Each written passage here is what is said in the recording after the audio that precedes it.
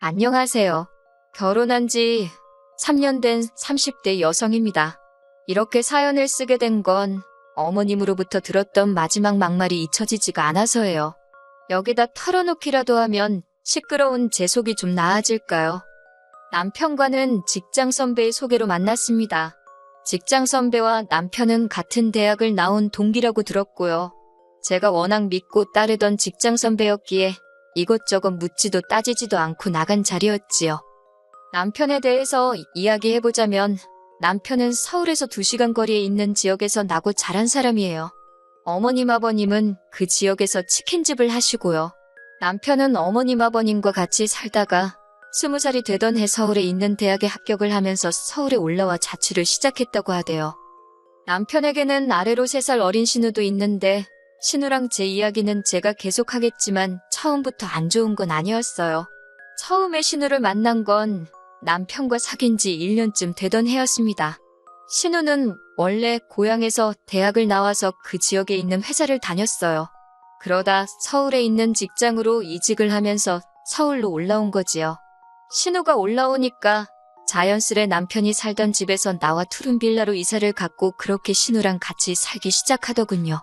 이거야 뭐 서울 물가가 워낙 비싸기도 하고 이해 못할 일은 아니잖아요. 무엇보다 제가 왈가왈부할 문제도 못 되었고요. 그래서 그냥 그러려니 했지요. 이후로 처음엔 신우랑 친하게는 아니어도 잘 지내보려고 했어요. 남편하고 결혼 이야기도 조금씩 오가고 있었으니 굳이 불편하게 지낼 필요는 없었으니까요. 게다가 신우랑 저랑 나이도 동갑이었거든요. 그래서 서로 선만 잘 지키면 아무런 문제도 없을 줄 알았네요. 그런데 조금씩 성가시다고 느끼게 된 건 언젠가부터 남편과 제가 데이트를 할 때마다 신우가 따라 나오면서예요. 처음엔 서울에 친구도 없고 어쩌고 그래서 그래 뭐 그럴 수도 있지 하고는 같이 다녔지요. 그런데 그 빈도수가 점점 잦아지더니 급기야 한 번은 그날은 남편과 제가 한 번 가려면 1달 전부터 예약을 해야 한다는 일식집에 가던 날이었어요. 그런데 이번에도 신우가 남편을 따라왔더라고요. 그리고는 남편이 변명하듯 신우도 그 맛집에 꼭 가보고 싶다고 해서 어쩔 수가 없었다는 겁니다. 제가 2명밖에 예약을 안 해서 못 들어갈 거라고 하니까 그래도 가서 사정은 해보자고 하는 거예요. 거기서부터 좀 짜증이 났고 솔직히 신우가 어린애도 아닌데 눈치가 없는 건지 남편이랑 저랑 이런 대화를 나누고 있는데도 자긴 아무것도 모른다는 표정으로 뻔뻔하게 서 있는 게 꼴보기 싫대요. 그렇게 어쩔 수 없이 3사람이 일식집으로 향했습니다. 참고로 그 일식집은 시간당 딱 12명만 받는 곳이에요. 종업원이 저희를 보더니 재료도 딱 인원수대로 준비되어 있기 때문에 안 된다고 그러더라고요. 어쩔 수 없어서 제가 그럼 혹시 환불은 되냐니까 그것도 당연히 안 된다 했지요. 그러자 남편이 신우더러 이것 봐라 안 되지 않냐면서 차에서 기다리던지 알아서 하라대요. 그러니까 신우가 갑자기 그 사람들 있는 곳에서 흐느끼며 우는 겁니다. 자기는 서울에 의지할 곳이라곤 오빠랑 저밖에 없는데 저희가 이렇게 나오니까 너무 서운하다나요. 그 황당함은 당해보지 않은 사람이라면 말로 표현이 안 될 거예요. 그래도 다행이라고 해야 할지 남편이 신우 어깨를 잡아 끌어 가게 밖으로 내보내곤 진상 부리지 말라며 네가 어린애냐고 뭐라고 하더라고요. 그리고는 2사람이 무슨 소리를 주고받았는진 몰라도 얼마 지나지 않아 남편이 일식집 안으로 들어왔어요. 그리고 아무 일도 없었다는 듯 저와 함께 식사를 했지요. 얼마 후 식사를 마치고 식당에서 나왔습니다. 그리고 저희는 더 어이없는 상황을 마주하고 말았네요. 신우가 일식집 앞에 멀뚱하게 서 있는 겁니다. 저희를 기다린 건지 아니면 시위라도 하는 건지 너무 창피하고 주변은 모르는 사람들 뿐이었지만 그래도 고개를 못 들겠더라고요. 그러더니 저한테 대뜸 너도 그러는 거 아니랍니다. 말이라도 제가 저 대신 아가씨가 드세요. 그랬어야 한대요. 어이가 없어서 기도 안 차더라고요. 그리고 자기랑 나랑 동갑인데 왜 자꾸야 너 이렇게 부르는 건지 오늘은 한번 짚고 넘어가야겠더군요. 보는 눈들이 느껴져 카페로 자리를 이동했습니다. 제가 먼저 신우더러 나는 당신 오빠랑 사귀는 사이니까 함부로 말 놓지 말라고 호칭도 조심해달라고 했어요. 그러자 너 아직 우리 오빠랑 결혼한 것도 아니잖아. 하고는 또 말을 놓더군요. 그래서 결혼한 거 아니어도 지금 그쪽하고 내가 오빠 때문에 알게 된 사이 아니냐. 그러니 조심해달라고 했습니다. 그런데도 신우는 계속 앵무새 마냥 결혼 안 했잖아 소리만 해대더군요. 듣다 못한 제가 남편더러 당신 여동생 귀가 잘 안 들리냐고 한마디 쏘아붙이고는 먼저 카페에서 나와버렸어요. 그날 남편 말로는 제가 카페에서 나가고 난 뒤 신우가 아주 난리도 아니었답니다. 제가 자기를 무시했다면서 오빠가 돼서 어떻게 보고만 있느냐고 남편한테 화풀이를 어지간히 했나봐요. 근데 남편이 중간에서 자기가 이게 무슨 꼴인지 모르겠다고 하소연을 하는데 그건 그거대로 꼴보기가 싫더라고요. 왜 자기 동생 성격이 별나서 그 모양인 걸 나한테 그러는 건지 나더러 그냥 참고 넘어가 주기라도 하라는 뜻인가 싶어서 듣는 것 자체가 불쾌했던 것 같아요. 그래서 남편더러 그런 것도 중간에서 제대로 처신 못할 것 같으면 나랑 결혼은 언감생심 꿈도 꾸지 말라 했습니다. 그러자 남편이 그냥 한 소리라면서 자기는 당연히 제 편이라고 자기가 생각이 짧았다고 미안하다 하대요. 그리고 얼마 뒤 저희는 본격적으로 결혼 준비를 해나가기 시작했습니다. 여기에 관해서도 할 말이 있어요. 남편이 신우와 같이 살고 있었는데 그 집 보증금은 시부모님이 보내주신 얼마와 남편이 모은 돈 얼마로 이루어져 있었거든요. 그러니 남편 입장에선 그 보증금의 일부가 결혼 준비에 필요했지요. 그런데 시부모님께서는 그럴 게 아니라 그 둘이 사는 집에 제가 몸만 들어오면 되지 않겠냐는 식으로 말씀을 하시더래요. 한마디로 신우랑 같이 살라는 거였지요. 성격이 잘 맞는 것도 아니고 서로 사이가 좋은 것도 아닌데 그렇게는 못한다 했습니다. 그러자 어머님 아버님이 그 서울에서 어떻게 여자애 혼자 살라고 하냐고 저더러 괘씸하다 못됐다 말을 막 하시더군요. 참고로 당시 저하고 신우 나이 31, 여자의 소리 들을 나이는 지나도 한참 지났을 때였어요. 그리고 솔직히 전 결혼 엎으려고 했어요. 제가 뭐 남편에 비해 크게 부족한 사람도 아니었고 결혼 전부터 저렇게 막말을 하고 억지를 쓰시는데 결혼을 하면 얼마나 더 심하게 행동하실지 안 봐도 비디오였으니까요. 그런데 다행이라고 해야 할지 남편이 먼저 나서서는 어머님 아버님더러 저한테 말 막 하지 마시라고 화를 내대요. 저도 있는 자리에서 말이에요. 자기는 저 아니면 평생 아무하고도 결혼하지 않을 거라나 어쩐다나. 그래서 뭐 또 유야무야 없던 일이 되었어요. 이후로 신우와 제 사이는 완전히 틀어져서 결혼식 당일까진 말 한마디 제대로 해본 적이 없어요. 그리고 신우는 저희 결혼식에 추기도 안 했습니다. 단 돈 5만 원도요. 그 돈이 아쉬워서가 아니라 신우의 그 마음 씀씀이가 참 좁다 싶어서 실수가 나오대요. 그런데 제 여동생은 결혼 직전 셋이서 식사를 한 자리가 있었는데 거기서 200만 원을 주더라고요. 제 여동생은 저보다 4살이 어려요. 당시 막 회사에 다닌 지 2년 차였고요. 그리고 그렇게 두 여동생은 사사건건 비교를 안 할래도 비교가 되기 시작했습니다. 저희가 식을 올리고 얼마 지나지 않아 집들이를 하던 날이었어요. 첫 집들이 손님은 시부모님과 신우였고요. 처음에는 사다가 차려놓을까 그런 생각도 했는데 그래도 직접 하는 편이 보기 좋겠다 싶어서 이른 아침부터 우당탕탕 난리도 아니었지요. 그렇게 한 상 차려내고 나니까 시부모님과 신우가 도착했고요. 그런데 아버님 손에 주방세제 선물 세트 하나 들려 있었습니다. 그리고 신우는 뭐 말해서 뭐예요. 기대도 없었지만 역시나 실망시키지 않더라고요. 맨손으로 와서는 음식 이것저것 먹어보면서 잔소리만 어지간히 해대고 갔거든요. 짜다 달다. 이건 양념이 어떻고 저떻고 뿐만 아니라 집안 여기저기를 구경하면서 인테리어가 어떻고 가구가 싸 보이고 어쩌고 저쩌고 정말이지 당장이라도 꺼지라고 한마디 해주고 싶더라니까요. 반면에 저희 친정부모님과 여동생은 그렇지 않았어요.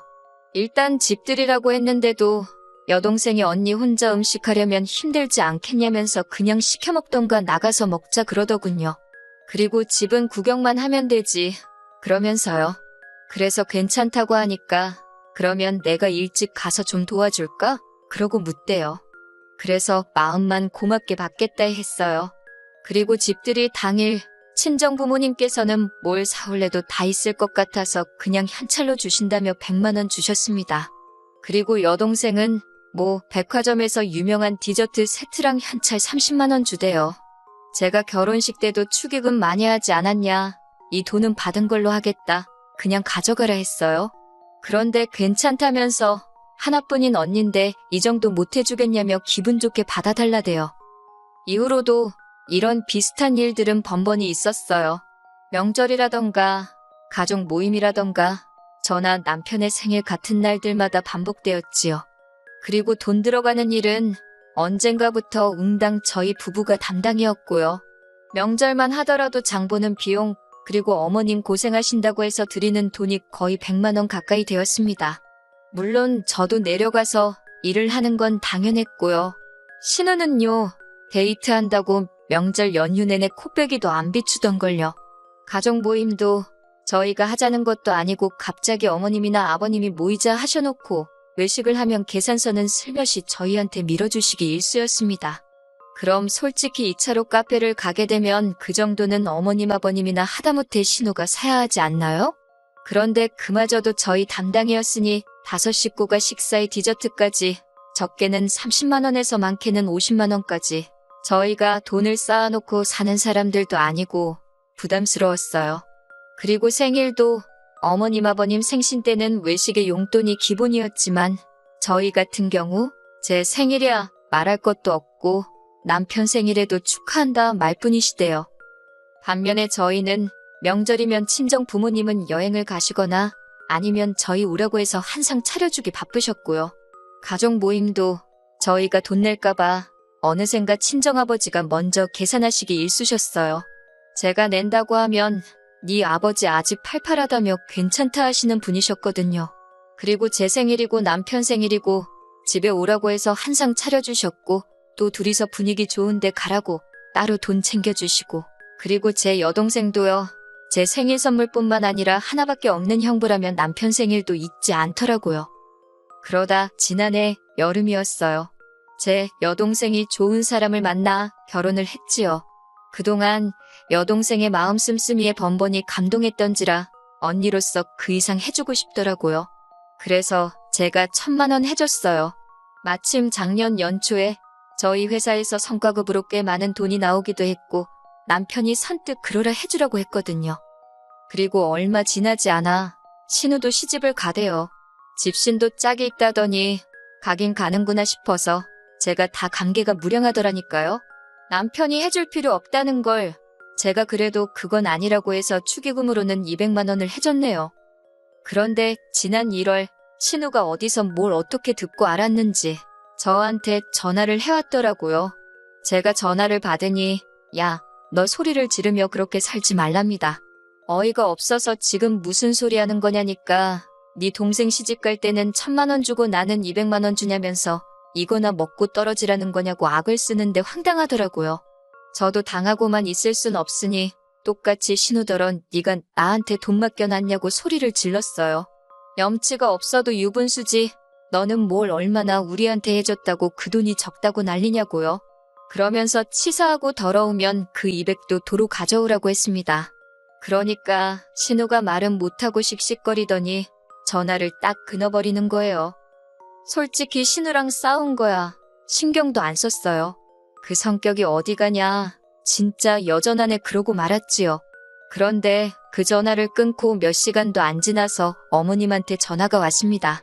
설마 싶어서 받으니 어머님이 대번에 저한테 하시는 말씀이 신우 말이 사실이냐고 네 동생한텐 1,000만 원 해주고 신우한테는 200만 원 먹고 떨어지라 그랬냐는 거예요. 어이가 없어서 제가 그런 말을 했겠냐고 그랬어요. 다만 친정 여동생에게는 결혼 때부터 받는 게 많아서 언니로서 좀 더 넉넉히 돌려줬고 신우에게는 받은 게 없어서 친정 여동생만큼은 못 해줬다 했지요. 그러자 어머님께서 아무리 그래도 그렇지 사람이 기분이라는 게 있는데 그러면 어쩌냐입니다. 그러면서 저더러 네가 신우한테 윗사람인데 윗사람답게 행동을 했어야 하는 거 아니냐고요.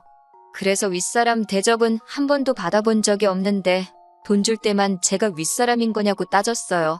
어머님 아버님도 신우가 저한테 말 걸핏하면 놓고 야, 너 하는 거 옆에서 보셔도 뭐라고 한번 하신 적 없으면서 이제 와서 윗사람이니 어쩌니 하시는 거 이상하지 않냐고요. 그리고 그 전화를 옆에서 듣고 있던 남편이 저더러 스피커폰으로 돌리라 하더니 어머님더러 억지 좀 쓰지 마시라고 화를 내대요. 그 1,000만 원 이 사람이 번 돈으로 준 거고 오히려 그 200은 내가 주지 말자는 걸 이 사람이 우겨서 준 건데 알지도 못하고 왜 그러시냐면서. 그러니까 어머님이 사람이 그렇게 계산적으로 살면 못 산다고 손해보듯 살아야 잘 사는 거라면서 마음씨 좀 고쳐먹으라고 저희한테 소리를 지르시는 거예요. 그러면서 저더러 네가 남매 사이 다 갈라놨다고 처음에 신우랑 셋이 살라는데 싫다 결혼 못한다 할 때부터 마음에 안 들었답니다. 그러자 남편이 어머님더러 쓸데없는 소리 하지 말라며 전화를 쾅 끊어버리대요. 전화를 끊고 난 후 한동안 정신이 나간 것처럼 멍하더라고요. 그래도 그동안 제 딴엔 어머님 아버님한테는 잘한다고 해온 것 같은데 당신들 딸 경우 없는 건 생각도 못하시고 저한테 퍼부으시니 어이가 없었다고 해야 할까요? 제가 남편에게 당분간은 어머님 아버님은 못 볼 것 같다 했습니다. 그러자 남편도 자기가 할 말이 없다며 저 편할 대로 하래요. 제 앞에서 얼굴을 못 들겠다면서요. 이후로 매달 보내드리던 용돈과 생활비를 끊었습니다. 그리고는 지난 설에도 아버님 생신 때도 시댁에 안 내려갔어요. 돈도 당연히 안 보냈고요. 어머님 아버님이 그동안 마음에도 안 드는 저를 그렇게 찾아대신 건 다 돈 때문이었다 생각하니 돈을 안 드리는 것 말고는 달리 떠오르는 방법이 없었거든요. 그러자 저한테 문자로 하시는 말씀이 자식 새끼가 돼가지고 늙은 부모 상대로 치사하게 돈 가지고 그러는 거 아니랍니다. 답장도 안 했어요. 저를 자식으로 생각이나 하셨던 건지 믿을 수가 있어야 말이지요. 아무리 팔이 안으로 굽는다지만 이번 일로 어머님께 정말 크게 실망을 했어요. 남편이 일단은 제 편이라서 당장 이혼은 안 하겠지만 남편이 태도를 바꾸진 않을지 모르겠네요. 어머님하고 다시 볼 날이 올지도 모르겠고요. 솔직히 어머님 아버님하고 안 보고 산다고 해도 전 손해볼 게 없거든요. 오히려 편하기만 하지요 뭐. 그래도 이렇게 속에 있던 이야기를 털어내고 나니 후련하네요. 다가오는 어버이날에는 친정 부모님 모시고 여행이라도 다녀와야겠습니다.